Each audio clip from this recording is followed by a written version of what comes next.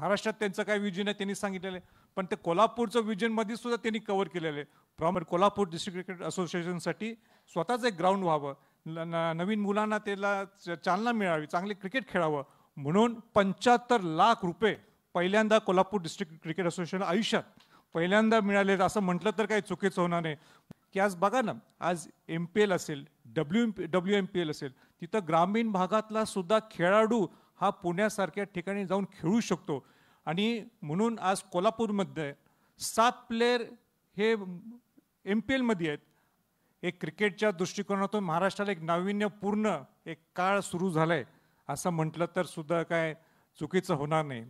एक vision bond ठेवून रोहित पवारांच्या नेतृत्वाखाली आणि पूर्ण महाराष्ट्र क्रिकेट असोसिएशनची सर्व अपेक्स बॉडी सगळे जिल्ह्यांना एकत्र घेऊन, पुण्यातल्या लोकांना एकत्र घेऊन आज MPL आणि WMPL पहिल्यांदा मागच्या वर्षीपासून ही सुरुवात झाली. हे म्हणणं फार सोपं आहे, पण हे सगळं घडवणं हे फार अवघड काम आहे. महाराष्ट्र क्रिकेट असोसिएशनच्या वतीनं आज कोल्हापूरमध्ये प्रेस कॉन्फरन्स घेण्यात आलेली आहे आणि खरोखरच जो उद्दिष्ट घेऊन ते आज आलेले आहेत की MPL असेल, WMPL असेल, हे ना आपण कशा पद्धतीने पुश करू शकतो, कशा पद्धतीने प्रमोट करू शकतो, ह्याच्यासाठी ही प्रेस कॉन्फरन्स महाराष्ट्र क्रिकेट असोसिएशनच्या वतीनं त्यांचे अध्यक्ष रोहित पवारांच्या माध्यमातून, सचिव आपले कमलेश बिसाळांच्या माध्यमातून ही आपल्या समोर आम्ही सगळेजण इथं बसलो आहे. पण मला मनापासून कौतुक करायचं आहे, त्यांचं अभिनंदन करायचं आहे. खऱ्या अर्थाने एक ज्याला आपण स्टेट ऑफ आर्ट क्रिकेट म्हणतो, जर महाराष्ट्रात जर कोणी सुरू केलं असेल तर महाराष्ट्र क्रिकेट असोसिएशनचे अध्यक्ष रोहित पवारांच्या पुढाकाराने आज MPL आणि WMPL पहिल्यांदा मागच्या वर्षीपासून ही सुरुवात झाली. हे म्हणणं फार सोपं आहे, पण हे सगळं घडवणं हे फार अवघड काम आहे. एक क्रिकेटच्या दृष्टिकोनातून महाराष्ट्राला एक नाविन्यपूर्ण एक काळ सुरू झालाय असं म्हटलं तर सुद्धा काय चुकीचं होणार नाही. एक विजन बॉन्ड ठेवून रोहित पवारांच्या नेतृत्वाखाली आणि पूर्ण महाराष्ट्र क्रिकेट असोसिएशनची सर्व अपेक्स बॉडी सगळे जिल्ह्यांना एकत्र घेऊन, पुण्यातल्या लोकांना एकत्र घेऊन एक वेगळं महाराष्ट्र घडवण्यासाठी त्यांचा प्रयत्न चालू आहे. मी स्वतः अनुभवलेलं आहे. मी एक अपेक्स कमिटीच्या मध्ये मेंबर होतो आणि अपेक्स कमिटीत कसं काम चालू असते, किंबहुना रोहित अजय शेर्के असताना तिथं काम कसं चालू होतं, आता अजय शेर्केंच्या आशीर्वादाने म्हणा आज रोहित पवार तिथं अध्यक्ष झाले आणि रोहित पवारांनी एक वेगळं नेतृत्व तिथं घडवलेलं आहे, जेणेकरून क्रिकेटचं एक वेगळं, पण नुसतं मुंबई क्रिकेट असोसिएशन आहे तर उद्या महाराष्ट्र क्रिकेट असोसिएशनची सुद्धा चर्चा तितकीच व्हायला पाहिजे या दृष्टिकोनातून त्यांचं नियोजन आहे.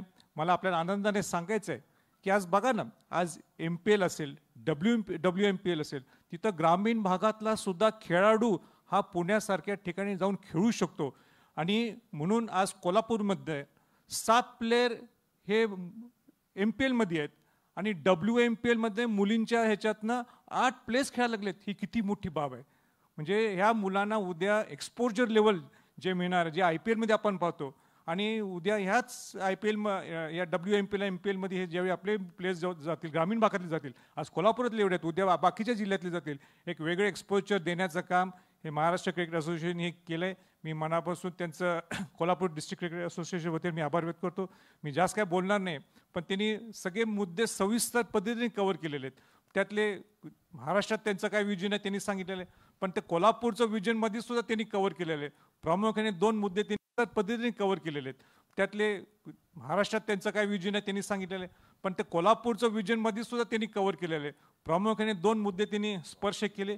त्यामध्ये पहिला मुद्दा त्यांनी स्पर्श केला, ज्याचं आम्ही आज प्रामुख्याने मला आभार व्यक्त करायचे आहे की त्यांनी एक 4 जिल्ह्यांसाठी तिथं अकॅडमी म्हणा किंवा ग्राउंड चांगलं व्हावं, ज्या KDCH सारख्या अनेक लोकांना अडचणी आहेत आमच्या सगळ्या डिस्ट्रिक्ट लोकांना, पण कोल्हापूर डिस्ट्रिक्ट क्रिकेट असोसिएशनसाठी स्वतःच एक ग्राउंड व्हावं, नवीन मुलांना त्याला चालना मिळावी, चांगले क्रिकेट खेळावं म्हणून 75 लाख रुपये पहिल्यांदा कोल्हापूर डिस्ट्रिक्ट क्रिकेट असोसिएशन आयुष्यात पहिल्यांदा मिळाले असं म्हटलं तर काही चुकीचं होणार नाही. म्हणून कोल्हापूर डिस्ट्रिक्ट क्रिकेट असोसिएशनच्या वतीनं मी मनापासून महाराष्ट्र क्रिकेट असोसिएशनचं आणि व्यक्तिगत रोहित पवारांचं सुद्धा मी मनापासून आभार व्यक्त करतो. त्यांनी विकासवाढीचा सुद्धा स्पर्श केला. विकासवाढीचं सुद्धा फायनल टप्प्यात आलेलं आहे. म्हणजे जे काय प्रपोजल त्याला 5-6 महिने लागतात, जे काय प्रोसेस असते ते प्रोसेस 99% पूर्ण झालेलं आहे आणि शेवटच्या टप्प्यात हे वरच्या हाय लेवलला तिथं गेलेले. ते लवकरच त्याला सुद्धा त्यांनी तत्वतः मान्यता दिलेली आहे. लवकरच्या लवकर ते त्याच्यावर सही होईल आणि 30 एकरचं ग्राउंड हे आपल्याला महाराष्ट्र सरकारच्या वतीनं हे आपल्याला कोल्हापूर डिस्ट्रिक्ट क्रिकेट असोसिएशनला सुद्धा बहाल करण्यात येईल. माझी विनंती रोहित पवार आणि त्यांचे पूर्ण MCAला असणार आहे की आपण बोलून दाखवलंच, पण एकदा आमच्या हातात ते आल्यानंतर ते विभागीय कार्यालयसुद्धा, विभागीय अकॅडमीसुद्धा इथं जशी रिजनल अकॅडमी 2-3 ठिकाणी तशी कोल्हापूरला आपण द्यावी अशी आमची आपल्याला विनंती राहणार आहे. आपण एकत्र काम करूया आणि रोहित पवार अध्यक्ष झाल्यापासून एक वेगळं पण निर्माण झालेलं आहे. असंच वेगळं पण आपण खऱ्या अर्थाने आपण मुंबई क्रिकेट असोसिएशनशीच आपण कम्पेअर करायला पाहिजे. आपण बाकी कोणाशी तुलना नाही केली तरी चालेल, पण मुंबई क्रिकेट असोसिएशन ज्या पद्धतीने त्यांनी झपाट्याने त्यांनी वाढले तसं महाराष्ट्र क्रिकेट असोसिएशन सुद्धा वाढेल.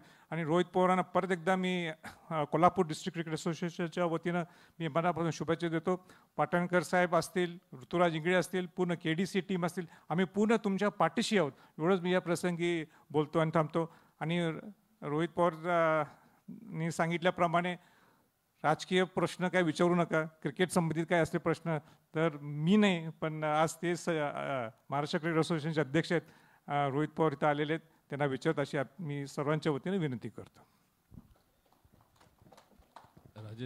अशाच नवनवीन अपडेट्ससाठी डिजिटल कोल्हापूर चॅनेलला सबस्क्राईब करायला विसरू नका. आमच्या फेसबुक, इन्स्टालाही नक्की फॉलो करा.